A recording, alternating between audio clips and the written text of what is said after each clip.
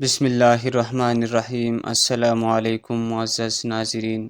بہت لوگ جوانی کی دیوانگی میں حد سے آگے بڑھ کر آگے آنے والی زندگی میں مباشرت کی لذت سے محروم ہو جاتے ہیں۔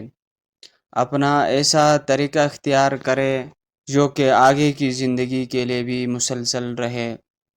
ہاں، آگے کی زندگی میں جا کر فرق تو ضرور آئے گا، مگر اتنا تو فرق نہ ہونا چاہیے کہ اب جوانی میں ہیرو آگے چل کر زیرو۔ مباشرت کی زیادتی سے اپنے آپ کو موت کا لقمہ بنا لیتے ہیں۔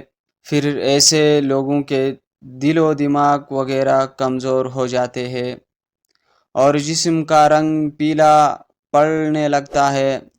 دل و دماغ، جگر، معدہ، آنتیں، گردے سب ضعیف و کمزور ہو جاتے ہیں۔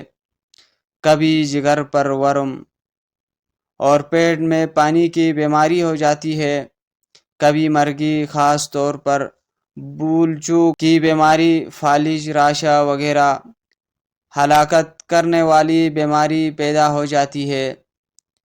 آخرکار بدن سست اور کمزوری بڑھ جانے سے انسان ایڑیاں مار کر موت کا کڑوا پیالہ اپنے ہاتھوں سے خود پی لیتا ہے، اور بعض مرتبہ اس کی زندگی موت سے بھی بدتر ہو جاتی ہے۔ اپنی بیوی بچوں سے نفرت کرنے لگتا ہے، بلکہ خود ایسی حالت میں بیوی بچے وغیرہ اسے نفرت کرنے لگتے ہیں۔